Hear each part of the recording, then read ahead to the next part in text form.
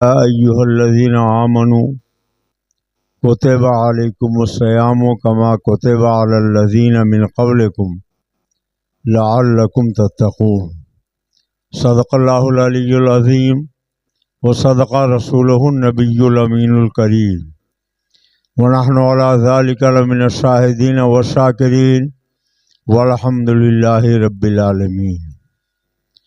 دن اللہ میں کھونا تجھے، شب صبح تک سونا تجھے، دن لہو میں کھونا تجھے، شب صبح تک سونا تجھے، شرم نبی خوف خدا یہ بھی نہیں وہ بھی نہیں، جاگنا ہو جاگ لے افلاک کے سایہ تلے، حشر تک سونا پڑے گا خاک کے سایہ تلے۔ اپنے اور ساری کائنات کے آقا و مولا سید عالم نور مجسم ہادی اکرم حضور احمد مجتبیٰ محمد مصطفیٰ صلی اللہ تعالی علیہ وسلم کی بارگاہ بے کس پناہ میں عقیدت و احترام سے درود و سلام کی نظریں پیش کریں۔ اللہم صلی علی سیدنا و نبینا و مولانا محمد معدل الجود والکرم وعلی آلہ وبارک وسلم صلاۃ و سلامن علیک یا رسول اللہ۔ یہ شعبان المعظم کے آخری عشرے کا آخری جمعہ ہے۔ اس کے بعد چند ہی دنوں کے بعد رمضان المبارک کا مہینہ شروع ہونے والا ہے۔ رمضان کا مہینہ وہ مہینہ ہے جس کے بارے میں اللہ کے پیارے رسول نے فرمایا کہ رجب و شہر اللہ، شعبان و شہری، رمضان و شہر و امتی۔ رجب اللہ کا مہینہ ہے، شعبان میرا مہینہ ہے، اور رمضان میری امت کا مہینہ ہے۔ یہ امت رسول اللہ کا مہینہ شروع ہونے والا ہے۔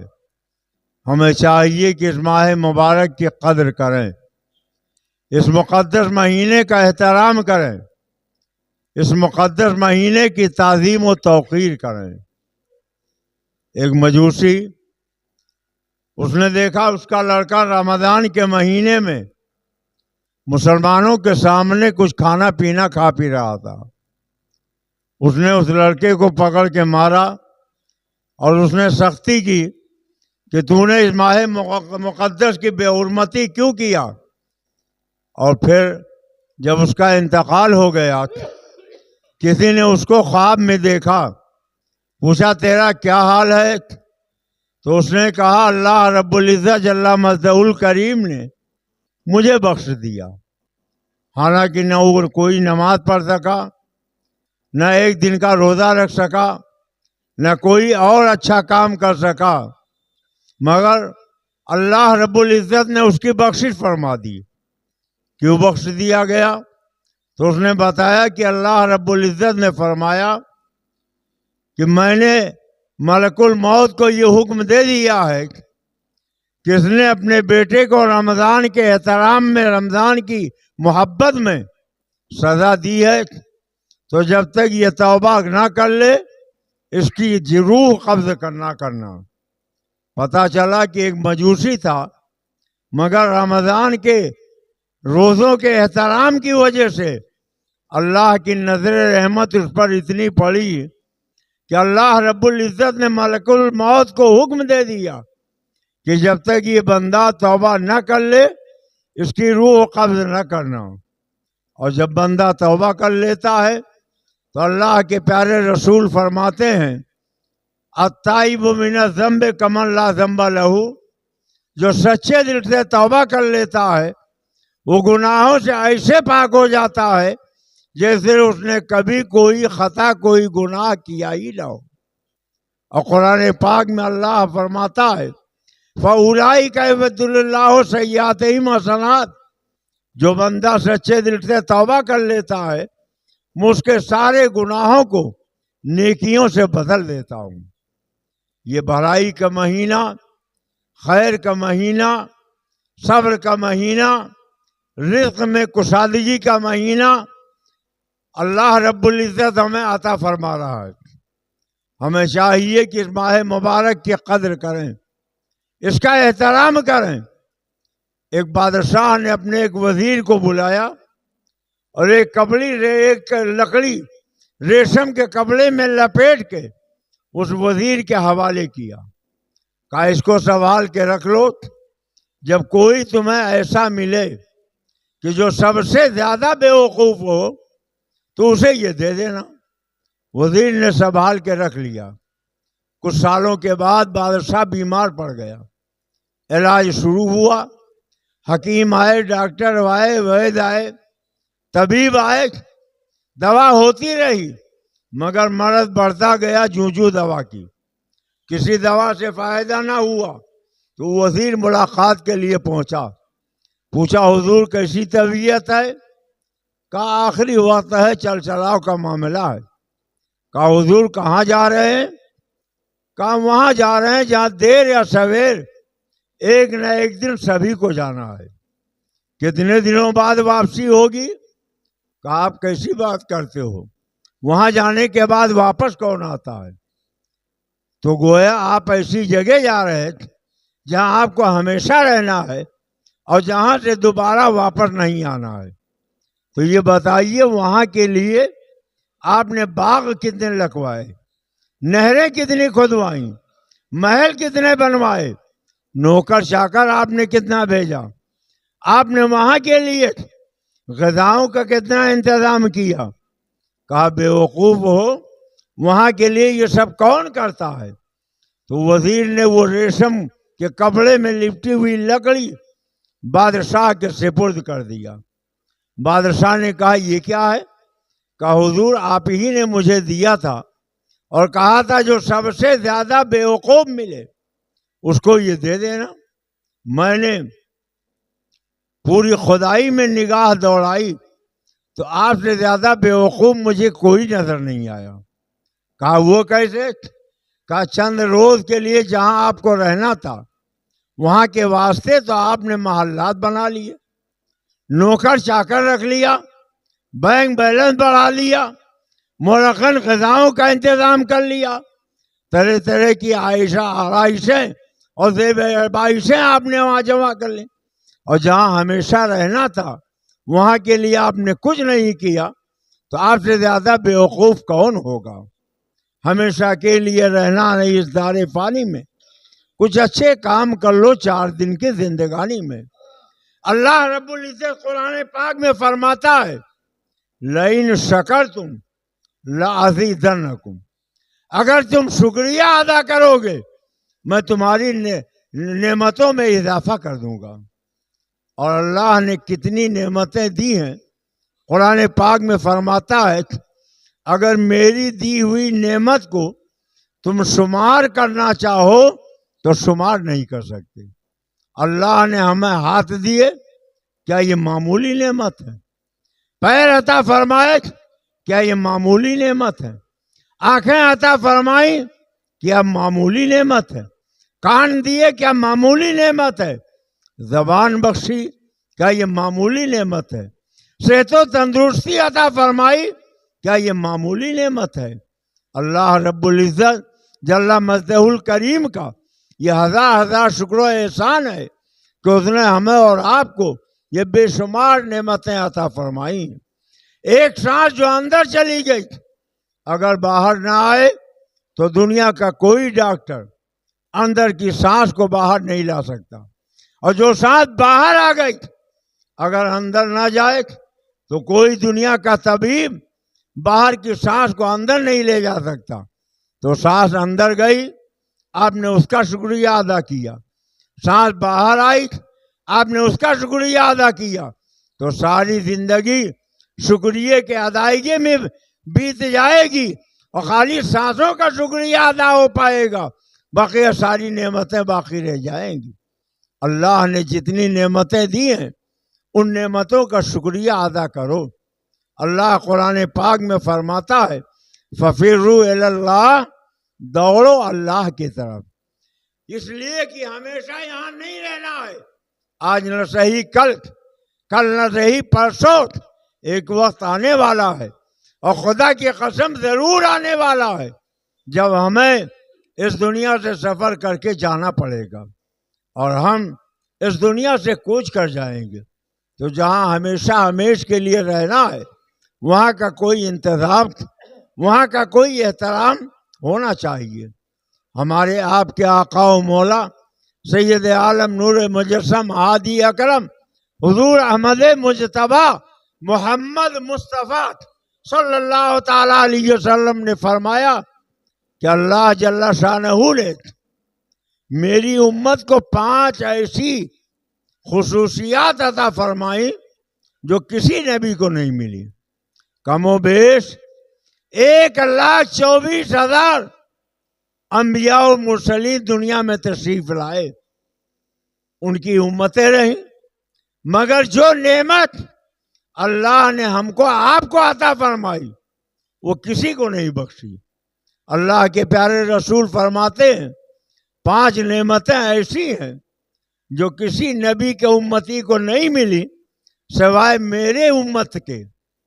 صحابہ نے پوچھا یا رسول اللہ وہ 5 نعمتیں کیا ہیں؟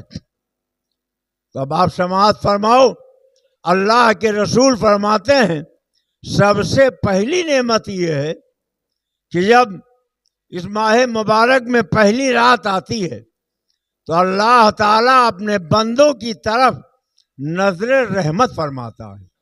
یوں تو بندہ خدا کی نظر سے پوشیدہ نہیں ہے، ہر سے اللہ کی نظر کے سامنے سب کو اللہ دیکھ رہا ہے، مگر دیکھنا اور ہوتا ہے اور نظر رحمت دیکھنا اور ہوتا ہے۔ تو اور دنوں میں تو بندہ اللہ کی نظر کے سامنے رہتا ہے، مگر جب رمضان کا مہینہ آتا ہے تو اللہ کی نظر رحمت ہوتی ہے۔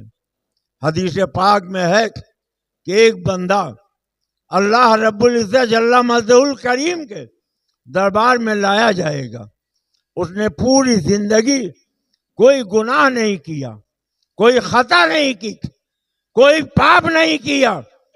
اللہ کا دریائے کرم جوش میں آئے گا اور اللہ فرمائے گا لے جاؤ میرے اس بندے کو میری رحمت سے جنت میں داخل کر دو۔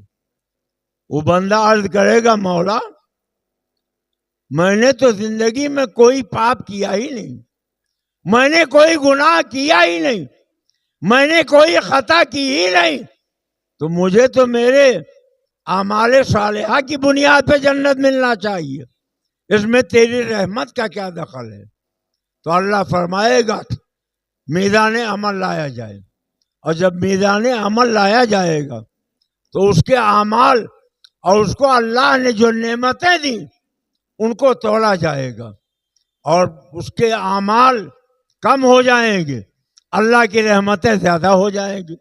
تو اللہ فرمائے گا اے بندے میں نے تمہیں اس قدر بے شمار بے انتہا نعمتیں عطا فرمائی تھیں، تم نے میری ان نعمتوں کا شکریہ نہیں ادا کیا، اے فرشتوں لے جاؤ اس بندے نے میری ناشکری کی ہے تو اسے جہنم کے بھڑکتے ہوئے شعلوں میں ڈال دو۔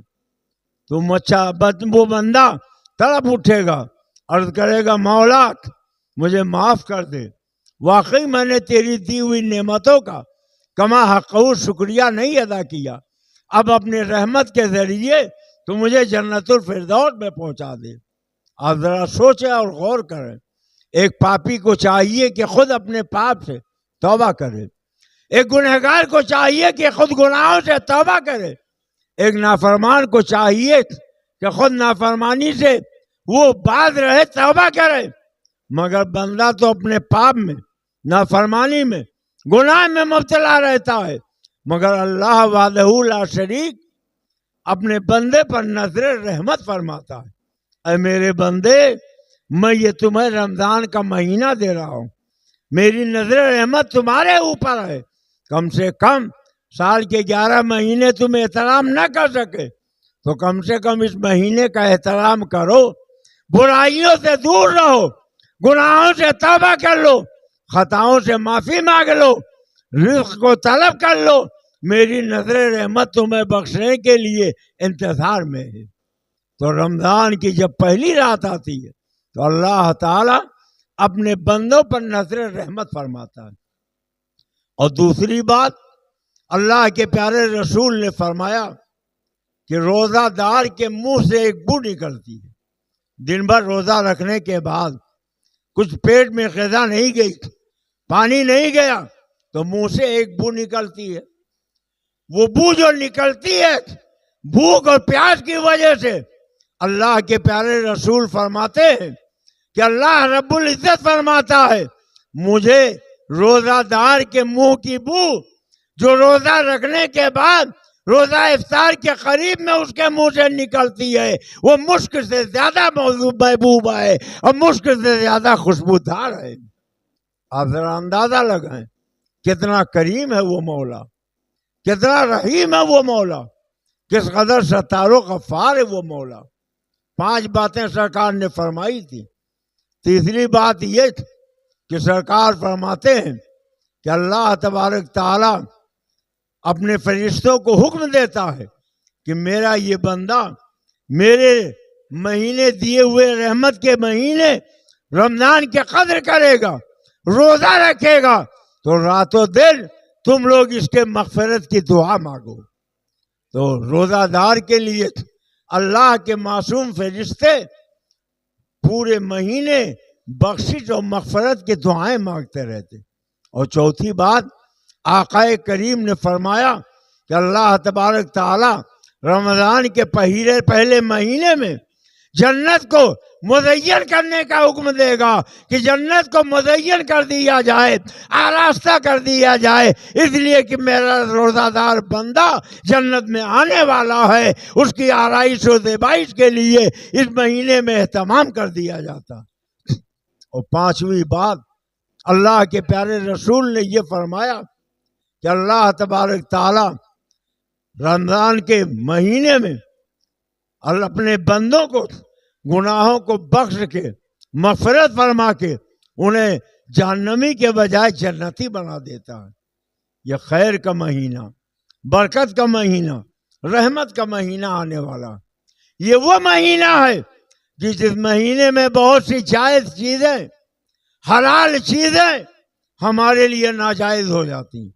مثال کے طور پر کھانا پینا یہ ہمارے لیے جائز ہے, عورتوں سے صحبت کرنا یہ ہمارے لیے جائز ہے. لیکن جب رمضان کا مہینہ آتا ہے تو دن میں آپ پانی نہیں پی سکتے, کھانا نہیں کھا سکتے, عورت کے قریب نہیں جا سکتے, اور یہ جائز بھی چیزیں تھیں جو آپ کو منع کر دی گئیں. تو جو جائز چیزیں جس مہینے میں منع کر دی جائیں تو جو چیزیں پہلے ہی سے ناجائز تھیں, جیسے جھوٹ بولنا, غیبت کرنا, چغلی کرنا, بدکاری کرنا, کسی کو دکھ اور تکلیف پہنچانا, یہ پہلے ہی سے ناجائز تھا. تو اس مہینے میں اس کی اہمیت اور بڑھ جاتی ہے. اس لیے یہ مہینہ صبر کا مہینہ ہے, رزق میں کشادگی کا مہینہ ہے. اللہ کے پیارے رسول فرماتے ہیں میرا جو بندہ میرا جو امتی رمضان کے مہینے میں کسی روزہ دار کو افطار کرا دے تو اس کو اس روزہ دار کے روزہ کے برابر ثواب ملتا ہے. آپ اندازہ لگائیں.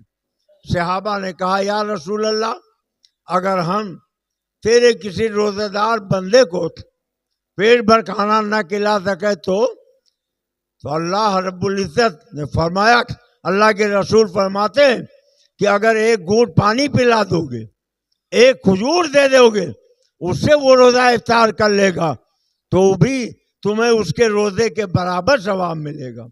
اور ایسا نہیں ہے کہ جس کا روزہ تم نے افطار کرا دیا اب اس کے ثواب میں کوئی کمی ہو جائے, اس کو اپنے روزے کا پورا ثواب ملے گا, افطار کرانے والے کو اس کے روزے کے برابر ثواب ملے گا. یہ صبر مہینہ غمخاری کا مہینہ ہے. اس مہینے میں اللہ کے رسول نے فرمایا کہ لڑائی جھگڑے سے, گالی گلوچ سے باز رہو. اگر کوئی تم سے کچھ جھگڑا لڑائی کرنا چاہے تو اس سے کہہ دو میں روزے سے ہوں, تاکہ وہ بھی اپنی غلط حرکت سے باز آ جائے اور تم بھی باز آ جاؤ.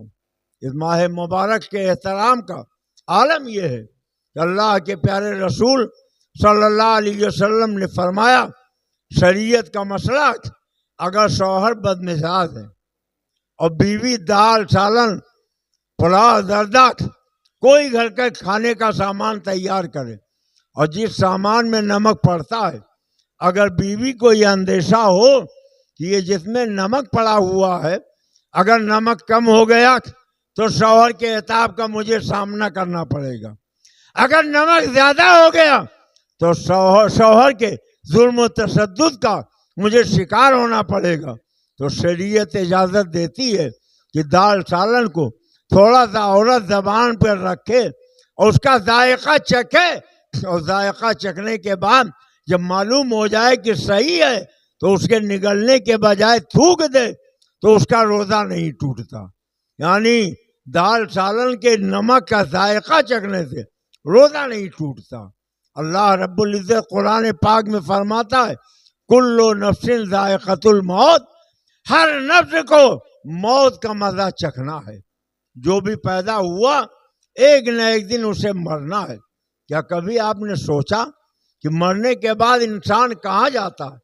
مٹی میں جاتا، تو جب مٹی میں ہمیں لٹایا جانے والا ہے، ہم مٹی میں ملنے والے ہیں، تو پھر یہ نیا لباس کیوں پہنایا جاتا، خوشبو کیوں لگائی جاتی ہے، یہ آرائش و زیبائش کر کے لاش کو کفن پہنا کے قبر میں کیوں اتارا جاتا ہے؟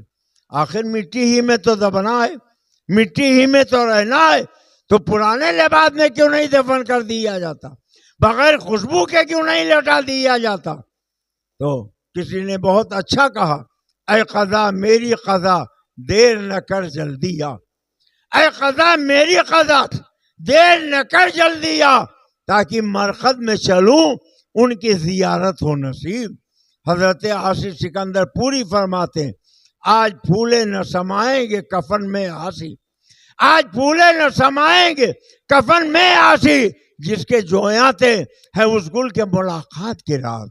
آپ دیکھیں مردے کی آنکھ کھلی رہتی ہے، کیوں کھلی رہتی ہے؟ اس لیے کہ اسے معلوم ہے موت کا ذائقہ چکھنے کے بعد مدینے کے آقا کی زیارت نصیب ہونے والی ہے، اس لیے خوشبو بھی لگا دی جاتی ہے، نیا کپڑا بھی لپیٹ دیا جاتا ہے، قبر صاف ستھری کر کے بنائی جاتی ہے، اور جب مردے کو لٹایا جاتا ہے تو قبلہ کی طرف منہ کر دیا جاتا ہے، تاکہ جب مدینے والے آقا تشریف لائے تو دور ہی سے وہ اپنے آقا و مولا کی دیدار کر لے، ان کی زیارت کر لے۔ اور جب مردہ قبر میں لٹایا جاتا ہے تو اس سے 3 سوال ہوتے ہیں، پھر اس سے پوچھتے ہیں من ربک، تیرا رب کون ہے؟ وہ کہتا ہے ربی اللہ، میرا رب اللہ ہے۔ پھر پوچھتے ما دینوں کا، تیرا دین کیا ہے؟ وہ کہتا ہے دینی الاسلام، میرا دین اسلام ہے۔ اب دیکھو بندے نے یہ بھی بتا دیا کہ میرا رب اللہ ہے، یہ بھی بتا دیا کہ میرا دین اسلام ہے، مگر ابھی امتحان مکمل نہیں ہوا، ابھی پرچہ مکمل نہیں ہوا۔ آخری اور سب سے اہم سوال یہ کیا جاتا ہے ما کنت تقول فی حق حاضر الرجل، اس مرد کے بارے میں کیا کہتے ہو؟ اب مردہ اپنے آقا و مولا کو جب دیکھے گا تو مچل اٹھے گا، ارے یہ تو ہمارے وہ آقا و مولا ہیں جن کے لیے ساری زندگی ہم یہ کہتے رہے سب سے اعلیٰ و اولا ہمارا نبی، سب سے بالا و اعلیٰ ہمارا نبی، سارے اچھوں میں اچھا سمجھیے جسے، اس اچھے سے اچھا ہمارا نبی، سارے اونچوں میں اونچا سمجھیے جسے، اس اونچے سے اونچا ہمارا نبی، سب چمک والے سب چمک والے شیشوں میں چمکا کیے، اندر شیشوں میں چمکا ہمارا نبی، جیسے سب کا خدا ایک ہے ویسے ہی ان کا تمہارا ہمارا نبی۔ یعنی جو دنیا میں نبی سے محبت کرتا ہے وہ کہے گا انہی کے لیے تو ہم نے نبی کے دشمنوں کا ساتھ چھوڑ دیا تھا، ان غداروں سے رشتہ ناتا میں نے توڑ دیا تھا، ان سے کوئی تعلق نہیں رکھا تھا، یہ تو میرے آقا و مولا ہیں۔ پھر اس سے کہیں گے نم کا نومت العروس، سو جا جیسے دلہن سوتی ہے، جیسے دلہن سوتی ہے۔ اور اگر وہ بے ایمان ہوگا، نبی کی شان میں توہین کرنے والا ہوگا، پھر اس سے پوچھیں گے من ربکا، من ربکا، تیرا رب کون ہے؟ وہ کہے گا ہاں لا ادری، میں کچھ نہیں جانتا۔ پھر پوچھیں گے ماں دینوں کا، تیرا دین کیا ہے؟ وہ پھر کہے گا ہاں ماں میں کچھ نہیں جانتا۔ اور پھر پوچھیں گے ان کے بارے میں کیا کہتے ہو؟ کہے گا میں ان کے بارے میں کچھ نہیں جانتا۔ تو اسے اسی دن سے جہنم کا عذاب ملنا شروع ہو جائے گا۔ میں عرض یہ کر رہا تھا کل نفس ذائقۃ الموت، ہر نفس کو موت کا ذائقہ چکھنا ہے۔ تو چکھنے سے جیسے شوہر بدمزاج ہے، بیوی نے نمک کا ذائقہ چکھنے کے لیے زبان پہ کوئی چیز رکھی، اگل دیا تو اس کا روزہ نہیں ٹوٹا، ایسے ہی وعدے الہیہ پورا کرنے کے لیے اللہ کے پیارے رسول سید عالم ایک لمحے کے لیے، ایک آن کے لیے موت کا ذائقہ چکھتے ہیں، اور پھر ہمیشہ کے لیے ان کی موت مر جایا کرتی ہے۔ ایک لمحہ کے لیے آئی تھی انہیں بھی موت، پھر ہمیشہ کے لیے ان کی موت مر گئی۔ خود اللہ کے رسول فرماتے ہیں ان اللہ حرم علی الارض ان تاکل اجساد الانبیاء فنبی اللہ حی یرزق، بے شک اللہ نے زمین پہ حرام قرار دے دیا کہ وہ انبیاء کے جسموں کو کھائے۔ انبیاء اپنی قبروں میں زندہ ہے، اور ایسے زندہ ہے کہ انہیں خدا کی طرف سے روزی دی جاتی ہے۔ اور سبحان اللہ، یقین ہو تو میرے اعلیٰ حضرت کے جیسا وہ قسم کھا کے کہتے ہیں تو زندہ ہے واللہ، تو زندہ ہے واللہ، میری چشم عالم سے چھپ جانے والے میرے سرکار کل بھی زندہ تھے، آج بھی زندہ ہیں۔ اور سرکار تو سرکار کے صدقے میں سرکار کے محبوب غلام بھی زندہ، افضل الخلق بعد الانبیاء، یار غار نبی حضرت سیدنا صدیق اکبر رضی اللہ تعالیٰ عنہ کے وصال کی گھڑیاں قریب آئیں تو مولائے کائنات حیدر کرار علی مرتضیٰ کرم اللہ تعالیٰ وجہ الکریم کو حضرت سیدنا صدیق اکبر نے بلایا۔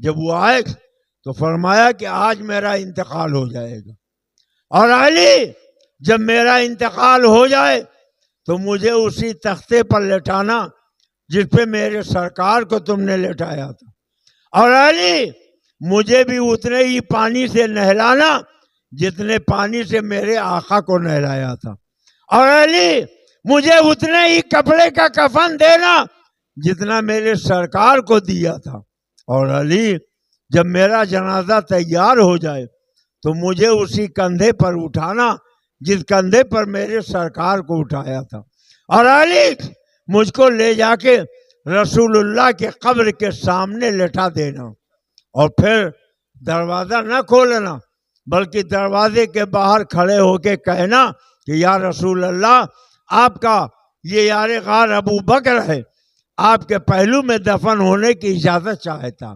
اگر خود بخود دروازہ کھل جائے اور اندر سے اجازت مل جائے، آواز آ جائے تو تم مجھے وہاں دفن کر دینا، اگر دروازہ نہ کھلے، اجازت نہ ملے تو میری لاش کو وہاں سے اٹھانا اور عام قبرستان میں لے جا کے دفن کر دینا۔ حضرت مولا علی نے وصیت پر عمل کیا۔ حضرت صدیق اکبر کا انتقال ہو گیا، انہیں نہلایا، کفن پہنایا، کندھے پہ اٹھایا، روضہ رسول کے سامنے لا کے لٹا دیا، عرض کیا یا رسول اللہ، یہ آپ کا یار غار ابو بکر ہے، آپ کے پہلو میں دفن ہونے کی اجازت چاہتا ہے۔ تو قبر انور کا دروازہ خود بخود کھل گیا اور روضہ عطر سے آواز آئی ادخلوا الحبیب الی الحبیب، دوست کو دوست کے پاس داخل کر دو، میں اس کے لیے مستحق ہوں۔ تو زندہ ہے واللہ، تو زندہ ہے واللہ، میری چشم عالم سے چھپ جانے والے حضرات، یہ خیر کا مہینہ، برکت کا مہینہ، بخشش کا مہینہ شروع ہونے والا۔ مولا کائنات حیدر کرار علی مرتضیٰ کرم اللہ تعالی وجہ الکریم فرماتے مجھے سب سے زیادہ پسند یہ کہ سخت گرمی کے زمانے میں، شدت کی پیاس میں مجھے روزہ رکھنے کا موقع مل جائے۔ اب آج کل کے روزے تو بالکل مفت کے ہیں، نہ گرمی ہے نہ کوئی بہت زیادہ ٹھنڈی ہے، پورے دن آپ روزہ رکھو گے آپ کو احساس ہی نہیں ہوگا، نہ پانی کا احساس نہ کھانے کا احساس، اور پھر اس کا اجر کتنا زیادہ ہے۔ جنت کے 8 دروازے ہیں، ان دروازوں میں سے ایک دروازے کا نام باب الریان ہے۔ جنت روزہ دار کو حکم ہوگا جس دروازے سے چاہے جنت میں چلا جائے، اور یہ ریان نام کا جو دروازہ ہے یہ تو خالی روزہ داروں کے لیے ہے، اس دروازے سے جنت میں کوئی اور دوسرا جا ہی نہیں سکتا ہے۔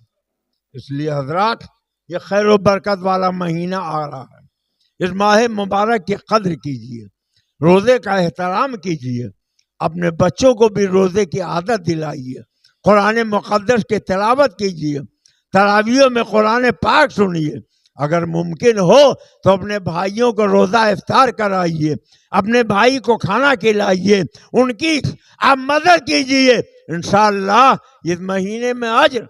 اللہ کے پیارے رسول فرماتے ہیں کہ اللہ تعالیٰ نیک عمل کا بدلہ 10 سے لے کے 700 گنا تک کرتا ہے۔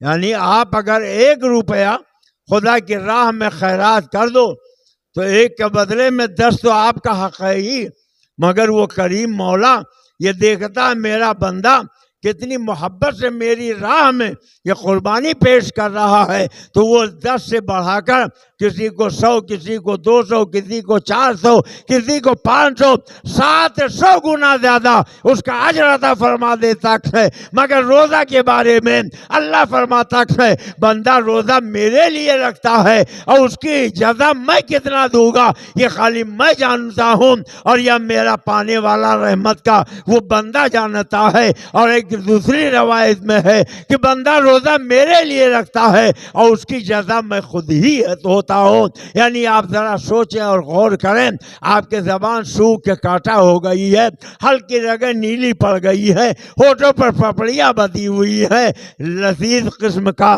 شربت آپ کے سامنے موجود ہے، ٹھنڈا میٹھا میٹھا پانی آپ کی نگاہوں کے سامنے موجود ہے، مگر آپ خدا کی محبت میں پانی کو ہونٹ سے نیچے نہیں لے جاتے ہیں۔ مرغن غذائیں آپ کے سامنے ہیں، میوے آپ کے سامنے ہیں، پھل فروٹ آپ کے سامنے ہیں، اللہ کی نعمتیں آپ کے سامنے ہیں، مگر آپ اللہ کی نعمتوں کو اپنے حلق سے نہیں اتارتے، اس لیے کہ آپ نے خدا کے لیے روزہ رکھا ہے۔ تو اللہ تعالیٰ اس کے بدلے میں اس کے جزا کے طور پر آپ کو کتنا عطا فرما دے گا یہ خالی دینے والا جانے گا، ہم پانے والے جانیں گے۔ یہ بڑا خیر کا مہینہ ہے، برکت کا مہینہ ہے، رحمت کا مہینہ ہے۔ اس ماہ مبارک کی قدر کیجئے، اس ماہ مبارک کا احترام کیجئے اور کثرت سے نیک عمل کیجئے، ورنہ ایک دن آئے گا، خدا کی قسم ضرور آئے گا، میدان محشر ہوگا، اللہ فرمائے گا وَامْتَازُوا الْيَوْمَ أَيُّهَا الْمُجْرِمُونَ، یہ جرم کرنے والے میرے نیک بندوں کے ساتھ کیوں کھڑے ہو گئے؟ ان کو گھسیٹ کے الگ کر دو۔ مجرم الگ ہوں گے، پاپی الگ ہوں گے، گنہگار الگ ہوں گے، خطا کار الگ ہوں گے، اور نیک بندے الگ ہوں گے۔ اس لیے مسلمانوں ابھی رحمت و بخشش کا دروازہ کھلا ہوا ہے، اپنے رب کی بارگاہ سچے دل سے توبہ کر لو، ماہ رمضان کی قدر کرو۔ حضرت سلمان فارسی فرماتے ہیں شعبان کے آخری عشرے میں رمضان سے پہلے اللہ کے پیارے رسول صلی اللہ تعالیٰ علیہ وسلم نے خطبہ دیا، فرمایا اس ماہ مبارک میں اللہ تعالیٰ رحمت کے دروازے کھول دیتا ہے، بخشش کے دروازے کھول دیتا ہے، جنت آراستہ کر دی جاتی ہے، سرکش شیاطین اور جنوں کو قید کر دیا جاتا ہے، اور پورے مہینے رحمت و بخشش کا سلسلہ جاری رہتا ہے۔ مولا کریم اپنے پیارے محبوب کے صدقے میں ہمیں رمضان المبارک کی برکتوں سے مالا مال فرمائے، آمین۔ وما علینا الا البلاغ المبین۔ السلام علیکم۔